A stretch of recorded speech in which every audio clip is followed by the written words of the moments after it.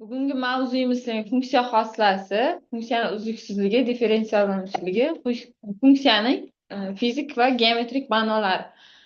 Funksiya xoslasini ta'rifi. Faraz qilaylik, bizga berilgan fx funksiya AB oraliqda aniqlangan. Bu yerda AB oraliq bizga haqiqiy sonlar to'plamida berilgan. AB oraliqda aniqlangan bo'lib, o'sha AB oraliqdan ixtiyoriy bironta x0 nuqtani olaylik. Delta x'da biz shunday tanlab olishimiz kerakki, x0 nuqtaga delta x'ni qo'shgan paytimiz AB oraliqdan chiqib ketmasin, ya'ni x0 plus delta x'imiz ham AB oraliqqa tegishli bo'lsin. Bizda quyidagi tenglik bilan berilgan mana bu ayirma, biz bilamizki funksiya orttirmasi deyiladi. Funksiya orttirmasi bu yerda xosla ta'rifi berilyapti. Agar funksiya orttirmasini argument orttirmasiga nisbati argument orttirmasi 0 ga intilgandagi limit holati mavjud va chekli bo'lsa, bu limitni funksiyani x0 nuqtadagi xoslasi deyiladi va quyidagi ko'rinishlarda belgilanadi. Delta fx taqsim dx yoki mana bunday yuqorisida shtrix belgisi qo'yilgan holatda belgilanadi yoki mana bu ko'rinishda ham belgilash mumkin. Demak, mana bu ko'proq ishlatganimiz o'sha funksiyani yuqori qismiga shtrix belgisi orqali ifodalanib yoziladi. Mana bu bir formula. Demak, bizda funksiya xoslasini bildiradi. Agar shu bir ifodamizda x0 plus delta xni biz x bilan belgilaydigan bo'lsak, u holda bu yerdan delta xni topadigan bo'lsak, x minus x0 ga teng bo'ladi delta x. Delta x 0 ga intilganda esa ximiz x0 ga intiladi deb olishimiz mumkin. Bir munosabatdan quyidagi mana bu x0 ga intiladi deb yoki x0 plus delta x o'rniga x qo'yib yozadigan bo'lsak, quyidagi ikki ifoda kelib chiqadi. Demak, bu bir ikki formula yordamida mana shu funksiyani xoslasini hisoblash algoritmi keltirilgan. Bu yerda bizga berilgan funksiya x fx barobar x funksiyamiz x0 nuqta haqiqiy son deyapti. Bu funksiya uchun funksiyani xoslasi mana bu ikki formulaga qo'yyapti. Fx minus fx0 taqsim x minus x0. Funksiyamizni ko'rinishi x o'zi bo'lganligi uchun mana bu tenglik kelib chiqyapti. Bu nisbatlar 1 ga teng. Yoki funksiyamiz mana fx, ya'ni x ni xoslasi 1 ga teng ekanligi kelib chiqyapti. Bu ta'rif yordamida isbotlanyapti. Endi x kvadrat funksiyamiz ko'rinishi x kvadrat. Bu x0 nuqtani qiymati berilyapti. x0 nuqtamiz 2 ga teng bo'lsin. Bu ikki nuqtadagi xoslasi topilsin deyapti. Demak, ta'rifdan foydalanib topamiz. Oldin funksiya orttirmasini topib olyapti. Yani funksiya orttirmasi mana 2 plus delta x minus f 2 dagi qiymat. Demak, mana bu yerda funksiyani ko'rinishi x kvadrat bo'lganligi uchun x o'rniga birinchi 2 plus delta x qo'yapti. Mana x plus delta x ning kvadrati minus, endi keyingisi esa x o'rniga 2 qo'yib hisoblayapti. Yig'indini kvadratiga ko'ra qavslarni ochyapmiz va 4 bilan minus 4 qisqarib ketib, quyidagi bizda funksiyani orttirmasi hosil bo'ldi. Endi ta'rifga ko'ra funksiya orttirmasini argument orttirmasiga nisbati mana bu kasr son. Bizda delta x ga qisqartirib yuborsak, mana bu teng hosil bo'ladi. Endi delta x 0 ga intilganini hisobga oladigan bo'lsak, uni limit qiymati 4 ga teng. Demak, bizda x kvadrat funksiyamizni x0 dan 2 nuqtadagi xoslasi 4 ga teng ekan. Xoslarning geometrik hamda mexanik ma'nolari. Xoslarning geometrik ma'nosi bu o'sha funksiyani grafikiga o'tkazilgan, o'sha x0 nuqtasiga o'tkazilgan urinmasini ifodalaydi. Mana bu yerda funksiyani ko'rinishi egri chiziq ko'rinishida va uzluksiz funksiyamiz. M0 nuqtasiga o'tkazilgan urinma. Bu yerda M0 nuqtani koordinatalari x0 fx0 va M nuqta bu yerda x0 delta x nuqtadagi funksiyaning qiymati M nuqta. M nuqta M0 nuqtaga qarab yaqinlashib boradi. Ya'ni delta x 0'imiz 0 ga intilgan payti M nuqtamiz M0 nuqtaga qarab yaqinlashib borgandagi limit qiymati bizda funksiyamizni xoslasini bildiradi. Mana bu funksiyani M nuqtada kesib o'tgan chizig'imiz va mana bu chiziq esa M0 nuqtada kesib o'tgan chiziq. Mana shu M nuqtada kesib o'tgan chizig'imiz bu chiziqqa qarab yaqinlashgandagi limitik holati. Mana bu alfa burchak, mana bu burchak ham alfa burchakni bildiradi. Bizda tangens alfa geometrik ma'nosida tangens alfani bildiradi, chunki mana bu masofa bizda funksiyani orttirmasiga teng. M0P masofa esa argument orttirmasiga. Mana bu bizda bitta katet, bu esa ikkinchi katet. Burchak qarshisidagi katetni unga yopishgan katetga nisbati bizda tangens alfani berganligi uchun mana bu funksiyani xoslasi ham bizda tangens burchak o'sha urinmani x koordinata bilan kesishdan hosil bo'lgan burchakni tangensini bildiradi. Bu xoslani geometrik ma'nosi. Funksiyani mexanik ma'nosi yoki fizik ma'nosi ham deyiladi. Bu nuqtada to'g'ri chiziq bo'ylab biron bir s qonun bilan harakat qilayotgan bo'lsa, biron bir P nuqtamiz t vaqt bu yerda s bosib o'tilgan yo'l.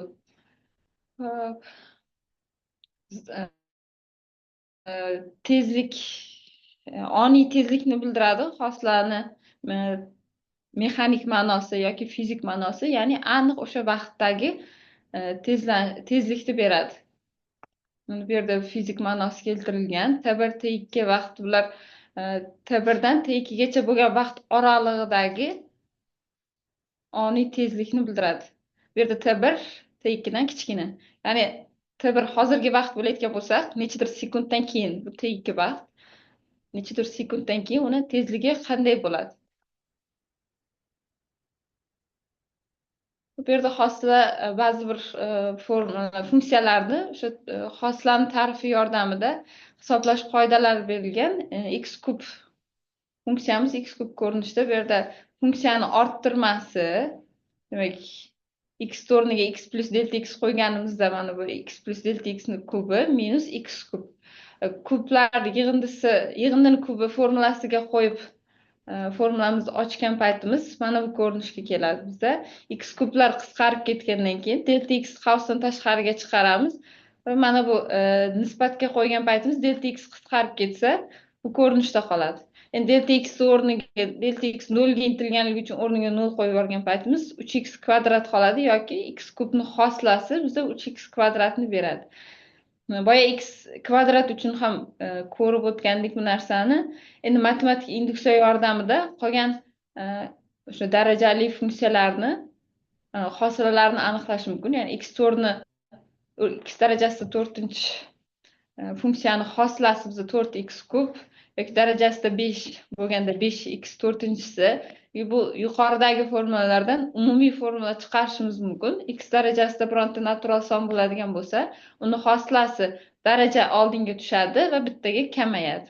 Bu natural son bo'lganda, lekin mana bu yerda bizda haqiqiy son deyapti. Ya'ni natural son emas, haqiqiy son bo'lganda ham bu formula o'rinli. Ya'ni x darajasidagi son x ni oldiga tushadi va daraja bittaga kamayadi. Endi y barobar sinus x funksiyani hosilasi. Funksiya orttirmasi bu yerda sinus x plus delta x minus sinus x. Endi sinuslar ayirmasini formulasi mana sinus alfadan ayirganda sinus beta. Quyidagi formulaga qo'yadigan bo'lsak, funksiya orttirmasini biza soddalashganda mana bu quyidagi ko'rinishga keladi.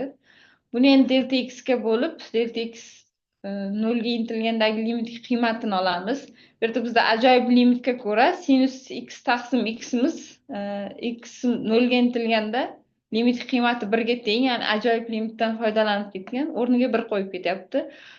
Shu holda bu yerda cosinus x plus t ga t deb delta x taqsim 2 ni belgilab olyapti. Delta x 0 ga intilganligi uchun t ham 0 ga intiladi. T'ni o'rniga 0 qo'ygan paytimiz cosinus x ni o'zi, ya'ni sinus x ni hosilasi cosinus x ni beradi. Cosinus x ham xuddi shu tartibda topilyapti. Kosinuslar ayirmasi mana bu yerda minus oldiga chiqqan hisobiga xuddi o'sha sinusda hisoblagandek bu yog'i faqatgina mana shu minus hisobiga oldiga minus chiqadi. Cosinus x ni hosilasi minus sinus x ga teng. Bizda o'zgarmas sonni hosilasi esa 0 ga teng. Hosila hisoblash qoidalari, ya'ni hosila funksiyamiz ikkita funksiyani yig'indisi ko'rinishida bo'lsa yoki biron bir songa ko'paytirilgan bo'lsa yoki murakkab funksiya bo'lganda yoki ikkita funksiyani nisbati ko'rinishida bo'lganda qanday hisoblanadi? Birinchisi ixtiyoriy o'zgarmas songa ko'paytma bo'lganda, ya'ni funksiyamiz biron bir o'zgarmas songa ko'paytma ko'rinishida bo'lganda qanday hisoblanadi? Ko'paytma ko'rinishida bo'lganda mana bu yerda funksiyani hosilasi formulasi keltirilgan. Ko'paytma ko'rinishida bo'lsa, o'sha o'zgarmas son ko'paytma ko'rinishida turadi, faqatgina funksiyadan hosila olingani yoziladi. Mana bu yerda ta'rif yordamida isbotlangan, yuqoridagi keltirilgan formula ta'rif yordamida isbotlanyapti. Oldin funksiyani orttirmasini topamiz. Funksiyani o'rniga mana s ko'paytirilgan funksiyani x plus delta x dagi qiymati ayryapmiz. S ko'paytirilgan funksiyani x nuqtadagi qiymati.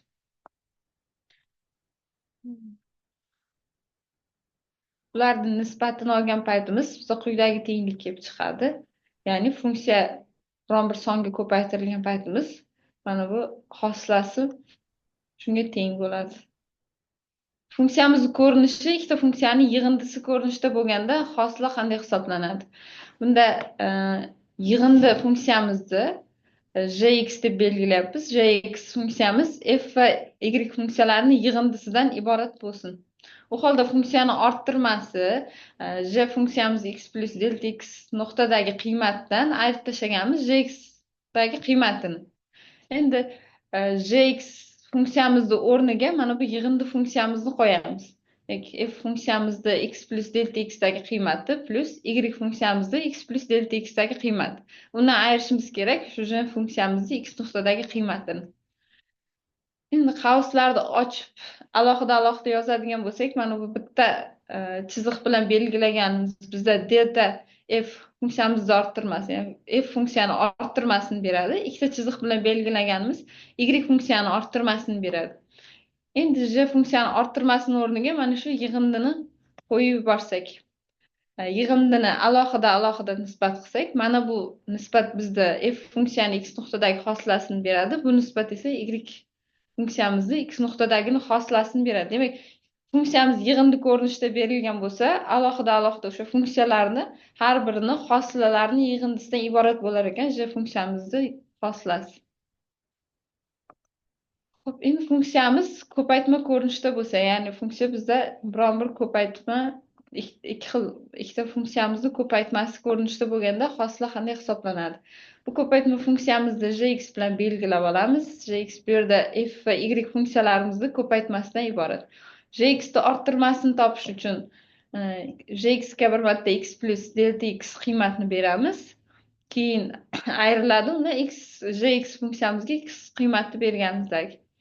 Ularda ayirmasi quyidagi ko'rinishda bo'ladi.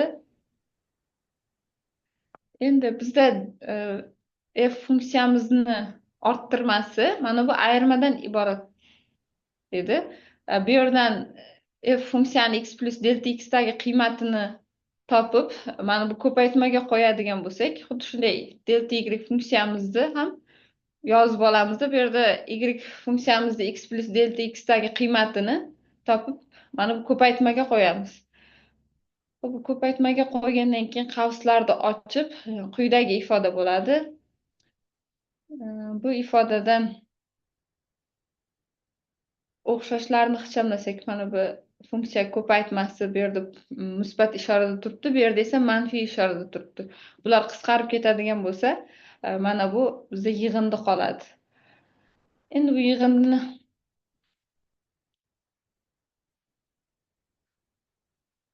yig'indini delta x ga bo'lgandagi limit qiymatini topamiz.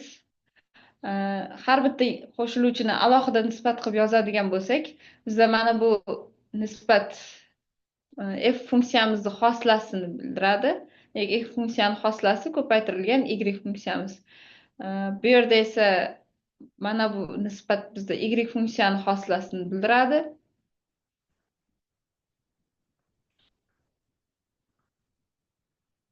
Bu nisbat ham funksiyani f funksiyamizni hosilasini bildiradi, lekin delta y'imiz 0 ga intilganligi sababli bu qismni tashlab yozsak ham bo'ladi.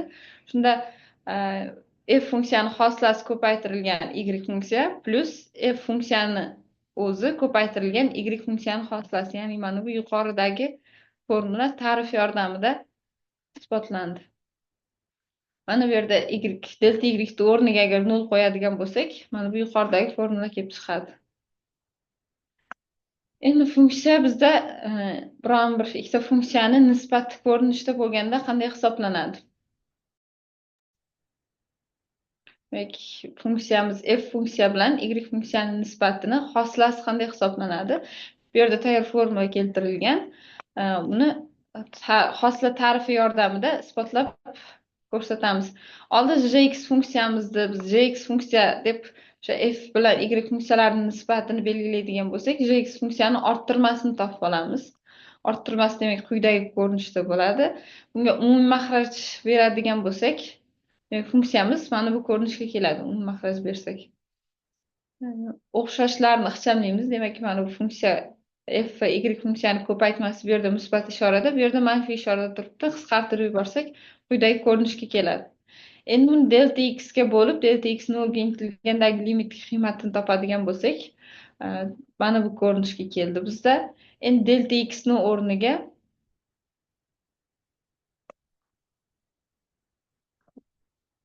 mana bu bizda delta x, demak suratimiz delta x ga bo'lganda quyidagi ko'rinishga kelyapti. Delta f delta x ga bo'lganimiz limit qiymati bizda f funksiyani hosilasi, delta x ga bo'lganimizda limit esa y funksiyani x nuqtadagi hosilasini beradi. Mana bu yerda delta y o'rniga 0 qo'yib yuborganimiz uchun y ning kvadrati bo'lib qoladi. Bu yerda bir ikkita misollar keltirilgan yuqoridagi hosila hisoblash qoidalari bo'yicha.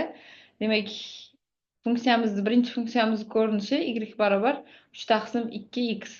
Bu birinchi hosila hisoblash qoidasiga to'g'ri keladi. Ya'ni funksiyamiz biron bir songa ko'payib turgan bo'lsa. Bizda hosilani o'sha formulasiga ko'ra shu sonni o'zi yoziladi va funksiyamizni hosilasi, x nuqtani hosilasi yuqorida ko'rgandek 1 ga teng edi. Demak, hosilasini o'rniga 1 yozilyapti. 3 taqsim 2 ni 1 ga ko'paytirsak, 3 taqsim 2 ni o'zi hosil bo'ladi. Keyingi funksiyamiz x plus 1 taqsim x. Bu yerda yig'indini hosilasi formulasidan foydalanishimiz mumkin. Ya'ni x ni funksiyani alohida hosilasini olamiz. Qo'shilgan 1 taqsim x ni funksiyani alohida hosilasini olamiz. Mana bu yerda alohida yozilyapti. X hosilasi 1 ga teng. 1 taqsim x hosilasi esa minus 1 taqsim x kvadratga teng. Uchinchisi esa bo'linmani hosilasi. Bo'linmani hosilasi yuqorida formuladan ko'rdik. Demak, birinchi suratdagi funksiyani hosilasi ko'paytiramiz maxrajdagi funksiyaga. Minus ishora bilan suratdagi funksiyani o'zi va ko'paytiramiz maxrajdagi funksiyani hosilasi. Maxrajda esa o'sha 3x plus 1 ning kvadrati turadi. Qavslarda ochib soddalashtirgan paytimiz mana bu ko'rinishga keladi funksiyamiz. Demak, 2x plus 1 taqsim 3x plus 1 ning hosilasi minus 1 taqsim 3x plus 1 ning kvadratiga teng bo'larkan. Murakkab funksiya hosilasi. Murakkab funksiya deb biza fx va gx funksiyalari berilgan bo'lib, bu funksiyalar ikkalasi ham o'sha x0 nuqtada hosilaga ega bo'lsin. Agar fx funksiyamizda x ni o'rniga gx funksiyamizni qo'yadigan bo'lsak, mana bu ko'rinishga keladi. Bu murakkab funksiya deyiladi. Bu yerda fx funksiyamiz tashqi funksiya, gx funksiyamiz esa ichki funksiya deyiladi. Yoki mana murakkab funksiyamiz funksiyalar superpozitsiyasi ham deb ataladi.